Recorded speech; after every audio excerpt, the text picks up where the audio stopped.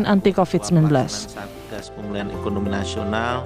Apakah ini sudah pernah diuji cobakan atau disuntikkan di negara lain? Ini jenis ini loh, vaksin ini. Misalnya katakanlah di Cina. Sudah pernah nggak orang Cina pakai ini? Jangan di kita, mereka dagang ke kita, disuntikan ke kita. Itu sama dengan jual sepatu. Mereka nggak pakai, tapi kita dipakaikan di sini. Ini bukan sepatu, ini nyawa. Ya kan? Sudah pernah nggak dipakai di Brasil? Tadi Pak Nur Yasin menyebut dari Kompas lagi sumbernya, Brasil sudah nolak resmi Sinovac. Apa satu lagi Pak tadi? Brasil, Turki nolak. Ya kan?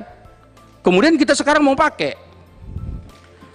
Nah, kemudian yang berikutnya pertanyaannya adalah, ini seednya dari mana sebetulnya? Seed itu apa namanya itu? Sumber apa itu?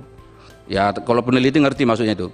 Sumber vaksin itu apa, asalnya dari mana ini dibuat? Apakah orang Cina atau vaksin yang apa, virus yang ada di Cina dilemahkan, atau virus yang ada di Indonesia sudah ketemu di Bandung terus dibawa ke Cina diproduksi jadi vaksin? Ini perlu penjelasan ini. Vaksin yang belum terbukti ya efektivitasnya, ya termasuk kita di tanah air juga masih melaksanakan uji klinis tahap 3, kok berani-beraninya diberikan pada tenaga kesehatan gitu. Kalau kemudian dampaknya ini yang tadi saya sebutkan, naudzubillah min dzalik gitu ya, mencetak tenaga kesehatan baik dokter dan perawat ini bukan waktu yang sebentar, perlu waktu yang lama, proses yang panjang seperti itu. Sehingga hal-hal seperti ini seharusnya bisa dijelaskan oleh pemerintah, begitu ya. Saya seringkali mendapatkan tanggapan sinis dari masyarakat yang apatis. Ya kalau memang belum pasti keamanannya, efektivitasnya, kebermanfaatannya, ya yang bikin keputusan aja duluan yang disuntik gitu. Nanti kalau hasilnya bagus baru rakyat. Sejumlah fraksi mempertanyakan uji klinis vaksin tersebut. Menkes menjelaskan pemerintah menganggarkan biaya sebesar 638 miliar untuk 3 juta vaksin Sinovac yang datang secara 2 tahap. Tahap pertama sebanyak 1,2 juta, lalu 1,8 juta pada tahap berikutnya.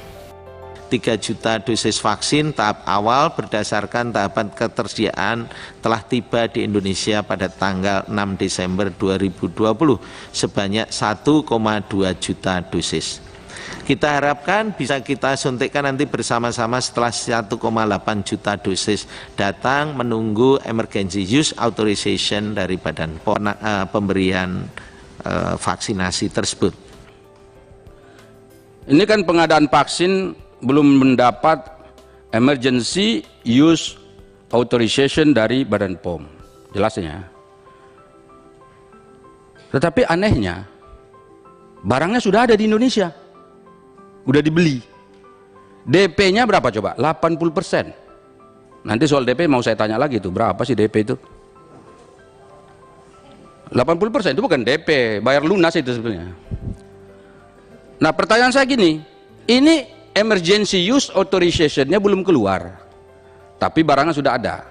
Pertanyaan krusialnya adalah, jika nanti ternyata Badan POM memutuskan ini tidak layak, atau katakanlah tidak mau mengeluarkan emergency use authorization, ini barang mau diapakan? Nggak bisa disedekahkan ini. Ya nggak kan, kalau barang yang lain tuh udahlah nggak bisa pakai, udahlah sedekahin aja sama orang yang bisa pakai. Ini nggak bisa, orang nggak dia